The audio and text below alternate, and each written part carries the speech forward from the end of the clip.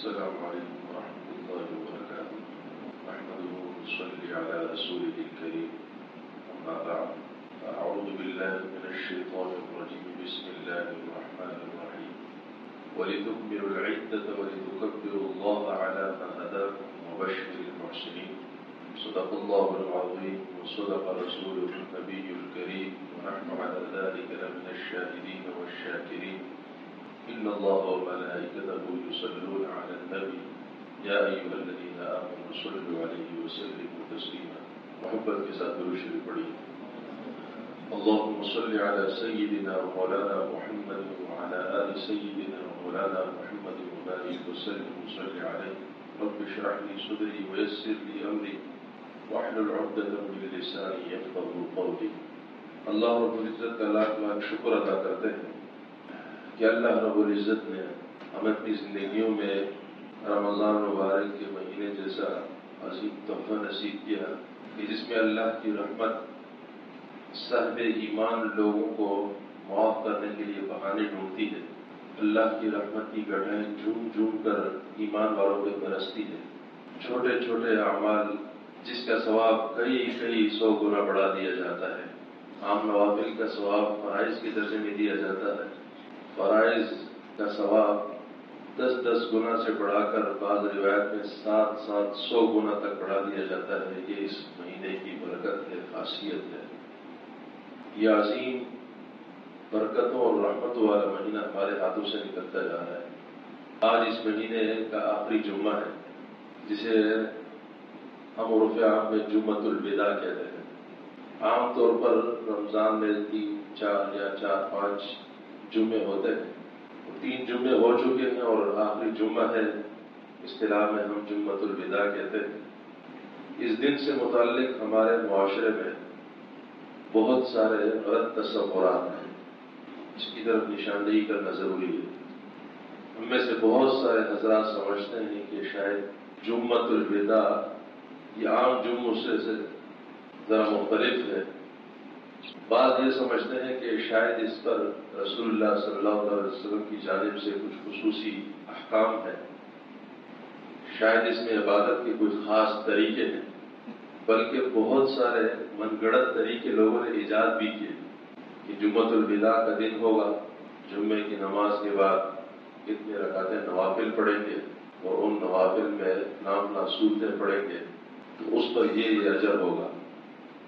یا اللہ معاف فرمائے، بہت سارے حضرات نے تو قضا نمازوں کے حوالے سے بھی کوئی عجیب اور غریب احکامات جاری کر دیے کہ ساری زندگی کی قضا نمازوں کے لیے اتنا کافی ہے کہ جمعۃ الوداع کے دن آپ نے 2 رکعت نوافل پڑھے، اس میں نافلہ صورتیں پڑھ لی تو قضا عمری آپ کی ادا ہو گئی، چاہے 1 سال کی نمازیں آپ کے اوپر کیوں نہ ہو. یہ تو بڑا آسان کام ہے کہ بعض اہم گھڑیاں تاخیر آتے ہیں. لیلۃ القدر کی رات میں کوئی یہ کہہ لے کہ ساری زندگی آپ نے زکوٰۃ ادا نہیں کی، حج ادا نہیں کیا، فطرانے ادا نہیں کیے. یہ بہت اہم گھڑی ہے. اس میں کئی درجہ گنا زیادہ ثواب ملتا ہے اعمال کا. اور 100 روپے ادا کر لے تو ساری زندگی کی زکوٰۃ ادا ہو گئی. تو بالکل ایسے ہی ہو گیا. اصول یہ نہیں ہے. شریعت کی جانب سے اصول ہے کہ جو فرائض جس درجے میں آپ کی ذمہ باقی ہے وہ کسی بھی طریقے پر ادا نہیں ہو سکتے جب تک اس کو مکمل طور پر آپ ادا نہ کریں. کوئی طریقہ نہیں ہے. 1 سال کی نمازیں اگر آپ کی ذمہ ہے تو 1 سال کی نمازوں کی ہی قضا کرنی ہوگی. 10 سال زکوٰۃ ادا نہیں کیا تو 10 سال کا مکمل آپ کو زکوٰۃ ادا کرنا پڑے گا، اپنا حساب لگانا پڑے گا. اس کے علاوہ کوئی طریقہ نہیں ہے. یہ رب کی طرف سے بتلائے ہوئے اصول ہیں. تو ایسا کوئی طریقہ نہیں ہے، ایسا کوئی حکم نہیں ہے قرآن میں حدیث میں کہ جمعۃ الوداع کے دن کوئی مخصوص عمل کرے تو آپ کی فرائض سے تلافی ہو جائے گی یا اس کے اوپر کوئی خصوصی اجر ہے مخصوص قسم. یہ جمعہ ایک عام جمعوں کی طرح ایک جمعہ ہے. جمعۃ الوداع اس وجہ سے ہے کہ یہ آخری جمعہ ہے، لیکن شرعی اعتبار سے کوئی خصوصی احکام اس کے نہیں. البتہ اتنی بات ضروری ہے کہ یہ اہم ترین دن رسول اللہ صلی اللہ علیہ وسلم فرماتے ہیں کہ دنوں میں سب سے جو افضل دن ہے وہ جمعے کا دن ہے، سید الایام کہا گیا، تمام دنوں کا سردار دن۔ اور مہینوں میں جو سب سے افضل مہینہ ہے وہ رمضان المبارک کا مہینہ ہے، جسے سید الشہور کہا گیا۔ اور یہ دونوں قسم کی فضیلتیں رمضان مبارک میں جب جمع ہو جاتی ہیں کہ رمضان کا مہینہ بھی ہے اور اوپر سے جمعہ کا دن بھی ہے، تو اس کی اہمیت بہت زیادہ بڑھ جاتی ہے کہ دو فضیلیں جمع ہوئی، سید الایام اور سید الشہور آپس میں جمع ہو گئے۔ تو اس لحاظ سے کہ یہ اہم ترین گھڑی، یہ اہم ترین دن کہ آج کا دن سید الایام بھی ہے اور سید الشہور بھی ہے، یہ اہم ترین دن کم از کم اس سال دوبارہ نہیں آنے والا۔ رمضان کا آخری دن، 3 جمعے گزر چکے ہیں، یہ آخری دن ہے اور اس کی اہمیت اس وجہ سے ہے کہ دونوں قسم کی فضیلتیں جمع ہو چکی، اور اب یہ پورے سال ہمیں اس کے لیے انتظار کرنا پڑے گا۔ سید الایام بھی ہو، سید الشہور بھی ہو، یہ آخری دن ہے، آخری گھڑیاں ہیں، آخری لمحات ہیں، ہمیں اس کے لیے پورا 1 سال ویٹ کرنا پڑے گا۔ پھر یا نصیب زندگی ہوئی تو ملاقات ہوگی اس دن سے، زندگی خدا نخواستہ اللہ نے نہ لکھی ہو تو پھر ہمارے سامنے بہت ساری مثالیں موجود ہیں۔ پچھلے رمضان میں کتنے لوگ تھے ہمارے ساتھ، کتنے ہمارے عزیز تھے، کتنے اقربا تھے ہمارے ساتھ سحری میں، افطاری میں، ہمارے ساتھ تراویح میں، عبادات میں شریک تھے۔ میرے خود والد محترم پچھلے سال ہمارے ساتھ شریک تھے، ٹھیک ٹھاک تھے، کبھی سوچا بھی نہیں تھا کہ اتنا اچانک اجل آئے گا۔ عام طور پر ہوتا یہ ہے، کسی کو کوئی بیماری لاحق ہوتی ہے یا بڑھاپے میں جاتا ہے تو ذہنیت بنتی ہے۔ ہمارے والد صاحب تو بالکل ایکٹیو تھے، ان کا اسٹیمنا ہم سے بہت زیادہ تھا، وہ کام پہ صبح بیٹھتے تھے تو 12 بجے تک ایکٹیو رہتے تھے، سوائے نماز اور کھانے کے وقت پہ آرام نہیں کرتے تھے۔ جب اللہ کا حکم آیا، اجل آیا تو پلک جھپک پہ جدا ہو گئے۔ تو کہنے کا مقصد یہ ہے کہ ہمارے ساتھ بہت سارے ایسے دوست یار احباب تھے جو پچھلے سال ہمارے ساتھ شریک تھے، آج وہ شریک نہیں ہیں۔ ان لوگوں سے جا کے ان لمحات کی اہمیت جا کر کوئی پوچھے، ان کی قبروں پر جا کے اس رمضان کی کیا قدر ہے، اس لمحات کی کیا قدر ہے، وہ ہماری دعاؤں کے محتاج ہے، اس کے علاوہ ان کے پاس کوئی راستہ نہیں ہے۔ اس لیے اللہ نے آج اگر ہمیں یہ لمحات دیے، ہم ان لمحات سے فائدہ اٹھائیں اور ان کو ضائع کرنے سے بچائیں، غفلت اور سستی میں نہ رہیں۔ اور دوسرا، جب یہ دن آتا ہے خاص کر جمعۃ الوداع کا، تو ایک مومن بندے کے دل میں 2 قسم کے جذبات امڑتے ہیں۔ ایک جذبہ خوشی اور مسرت کا جذبہ کہ اللہ رب العزت نے مجھ جیسے کمزور آدمی کو اپنی زندگی میں، کہ میں اتنا ناقص ہوں، میرے اعمال ناقص ہے، میرا کردار ناقص ہے، مجھ پر اتنا کرم کیا کہ میری زندگی میں مجھے رمضان کا مہینہ عطا کیا، تو اس پر خوشی کا، مسرت کا اور شکر کا جذبہ ہونا چاہیے ایک مومن کے من کہ کتنے لوگ اس سال رمضان کے مہینے سے محروم رہے، مجھے یہ تحفہ ملا۔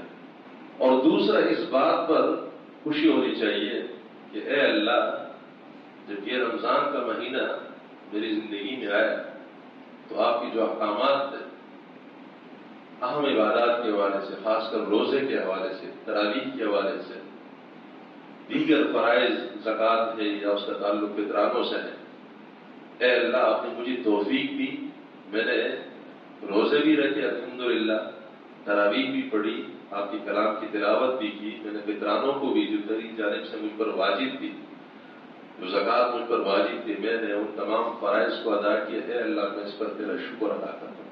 ورنہ کتنے ہمارے دوست یار مسلمان احباب جنہیں ہم جانتے ہیں، کتنے لوگ ایسے ہیں کہ جن کے کانوں پر جوں تک نہیں رکھتی جب یہ اتنا اہم مہینہ آتا ہے، ان کے نظام الاوقات میں، ٹائم ٹیبل میں کوئی فرق نہیں آتا، ان نہ روزے سے غرض ہے، نہ سحری افطاری سے غرض ہے، تو انہیں کوئی رمضان کی عبادات، رمضان کے ٹائم ٹیبل سے کوئی غرض نہیں، ان کے ٹائم ٹیبل میں کوئی فرق نہیں آتا۔ تو اس بات پر اللہ کا شکر ادا کرے کہ اے اللہ، آپ نے ہمارا شمار اس کیٹیگری کے لوگوں میں نہیں کیا جنہوں نے نہ روزے رکھے، نہ کوئی سحری کی، نہ کوئی افطاری کی۔ ایسے بہت سارے ہمارے مسلمان ہیں، نام کے مسلمان ہیں، اور ہمیں ان کی فکر بھی کرنی چاہیے اور ان کے حق میں دعا بھی کرنی چاہیے کہ ان بیچاروں کا کیا حال ہوگا۔ تو اس بات پر شکر ادا کرنا چاہیے کہ اے اللہ، تو نے ہمیں توفیق دی۔ اور دوسرا جذبہ ہے ڈر اور خوف کا۔ وہ ڈر اور خوف کس بات کا ہے؟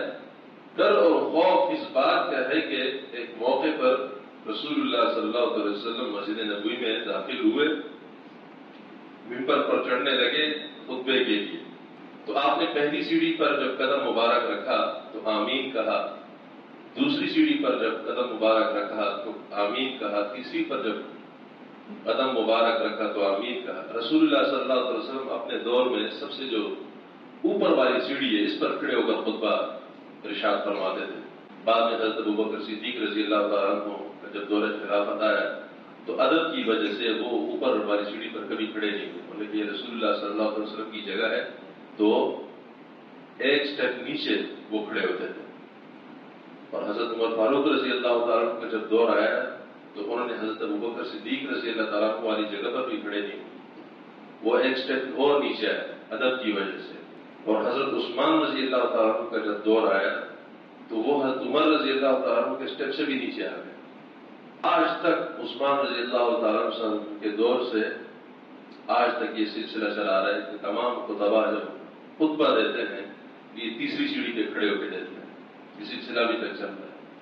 تو رسول اللہ صلی اللہ علیہ وسلم تین سیڑھیوں پر جب قدم مبارک رکھنے لگے تو آمین کہا، اور یہ عمل خلاف معمول تھا۔ صحابہ کو نماز کے بعد پوچھنا پڑا، یا رسول اللہ، آپ نے خلاف معمول عمل کیا، آمین کہا ہے آپ نے۔ نبی علیہ السلام نے وضاحت فرمائی کہ جب میں خطبے کے لیے آیا تو جبریل نے دعائیں کی جو حقیقت میں بد دعائیں تھیں، اور انہوں نے جب میں پہلی سیڑھی پر قدم رکھنے لگا تو انہوں نے یہ بد دعا کی کہ ناک خاک آلود ہو۔ یہ عربی ایک محاورہ ہے، اس کا مطلب ہے ہلاک ہو جائے، برباد ہو جائے وہ شخص۔ بد دعا ہے کہ جو بڑھاپے کی حالت میں اپنے والدین کو پالے اور ان کی خدمت نہ کر کے اپنی مغفرت کے پروانے جاری نہ کروا سکے اپنے رب سے۔ اور والدین بہت بڑی نعمت ہے۔ تو نبی علیہ السلام نے فرمایا کہ یہ جب بد دعا کی اس شخص کے لیے کہ جو اپنے والدین کو بڑھاپے کی حالت میں پائے اور ان کی خدمت نہ کرے، تو میں نے آمین کہا اس کے اوپر۔ والدین بہت بڑی نعمت ہے میرے عزیز دوستوں۔ والدین کے دل بہت نرم رہتے ہیں اپنی اولاد کے بارے میں۔ آپ چھوٹا سا عمل کریں ان کی خدمت کے لیے، خوشی کا کوئی بھی چھوٹا سا عمل کرے وہ خوش ہو جاتا ہے۔ اور حدیث شریف میں آتا ہے جو صبح کے وقت خوشی کی حالت میں اپنے والدین کے چہرے کی زیارت کرتا ہے تو اللہ رب العزت صرف ان کے چہرے کی زیارت کی وجہ سے، صحیح حدیث کے الفاظ ہیں، ان کے چہرے کی زیارت کی وجہ سے ایک مکمل حج اور ایک عمرے کا ثواب اس کے نامہ اعمال میں لکھ دیتے ہیں، صرف والدین کے چہرے کی زیارت کی وجہ سے۔ اتنا بڑا اجر اگر والدین کے چہرے کی زیارت پر ہے تو آپ اندازہ لگائیے جو حضرات اپنے والدین کی خدمت میں صبح اور شام لگے ہوئے ان کے درجات کا کیا عالم ہوگا۔ حج مقبول اور حج مبرور کا ثواب اللہ تعالیٰ اس کے نامہ اعمال میں لکھ دیتے ہیں۔ دوسری سیڑھی پر جب قدم رکھنے لگے نبی علیہ السلام نے فرمایا، دعا کی گئی جبریل کی جانب سے، یا رسول اللہ، آپ کا ذکر خیر اگر آپ کی امتی کے سامنے کیا جائے اور وہ آپ پر درود نہ پڑے تو ہلاکت ہو، بربادی ہو اس شخص کے۔ رسول اللہ صلی اللہ علیہ وسلم فرماتے ہیں کہ میں نے آمین کہا۔ اس کائنات میں ایک مومن شخص کے لیے رسول اللہ صلی اللہ علیہ وسلم سے بڑھ کر کوئی محسن ذات نہیں ہو سکتی۔ آج اگر ہمیں ایمان ملا ہوا ہے، آج اگر ہمیں قرآن کریم ملا ہوا ہے، آج اگر ہمیں روحانیت ملی ہے، یہ رسول اللہ صلی اللہ علیہ وسلم کی قربانیوں کے تحفے، یہ مفت میں نہیں ملا۔ خود جناب محمد رسول اللہ صلی اللہ علیہ وسلم جو سید الکونین ہے، انہیں خود قربانیاں چھیننی پڑی۔ رسول اللہ صلی اللہ علیہ وسلم آنے والی امت کے لیے اتنے فکر مند تھے، اس ایمان کی دولت کو ہم تک پہنچانے کے لیے نبی علیہ السلام نے اپنی ذات پر تکلیفیں اٹھائی، ہجرت پر مجبور ہوئے، شیاطین قسم کے لوگوں کے خلاف نبی کو تلوار اٹھانی پڑی، اپنے وجود پر زخم کھائے، اور آج امتی اتنا احسان فراموش ہو جائے کہ نبی کا ذکر ہو وہ نبی پر درود تک نہ پڑے۔ تو جب بھی نبی کا ذکر ہو تو مختصراً ترین درود صلی اللہ علیہ وسلم لازمی پڑھے، لیکن خدا نہ خواستہ اس وعید میں ہمارا شمار پہنچ جائے۔ اور پھر نبی علیہ السلام نے فرمایا جب میں نے تیسری سیڑھی پر اپنا قدم رکھنے لگا تو جبریل نے کہا کہ ہلاکت ہو، بربادی ہو اس شخص کے لیے جو رمضان کا مہینہ پائے اور اس میں عبادت نہ کر کے، اللہ کے احکامات کی بجاوری نہ کر کے اپنے رب سے رحمت کے پروانے جاری نہ کروا سکے تو برباد ہو جائے، تباہ ہو گیا وہ شخص۔ نبی علیہ السلام فرماتے ہیں میں نے کہا کہ آمین۔ تو اس لحاظ سے آج ڈرنے کا دن ہے، آج یہ قیمتی لمحات ہیں، یہ ہمارے ہاتھ سے نکلتے جا رہے ہیں، کثرت کے ساتھ اللہ کو یاد کریں۔ جمعے کے معمولات ہے، سورہ کہف ہے، درود شریف ہے، کوئی لمحہ ضائع نہ ہو جائے، چلتے پھرتے اذکار کرے، درود پڑھے۔ اور یہ کہ جب فضائل کے درجات اوقات کی وجہ سے، قیمتی اوقات کی وجہ سے بڑھ جاتے ہیں تو حساسیت بہت بڑھ جاتی ہے۔ جتنے درجات بلند ہوتے ہیں، اگر آپ سے خدا نہ خواستہ کوئی خطا ہوتی ہے تو اس خطا کا وبال بھی بہت زیادہ ہے۔ اس لیے اپنے آپ کو گناہوں سے بچائے، خاص کر آنکھوں کا گناہ بہت عام ہو گیا، جسے کوئی گناہ سمجھ ہی نہیں رہا، جس کی وجہ سے سب سے زیادہ بربادی آ رہی ہے، سب سے زیادہ ہماری روحانیت نوجوان نسل تباہ و برباد ہو رہی ہے۔ موبائل اور انٹرنیٹ کے فتنے سے اپنے آپ کو بچائیے، اللہ سے توفیق مانگیے، توبہ اور استغفار کیجیے، توفیق کے لیے نوافل پڑھیے کہ اللہ تعالیٰ اس فتنے سے ہماری حفاظت کرے، ہماری روحانیت ضائع نہ ہو۔ اللہ تعالیٰ عمل کی توفیق نصیب فرمائے۔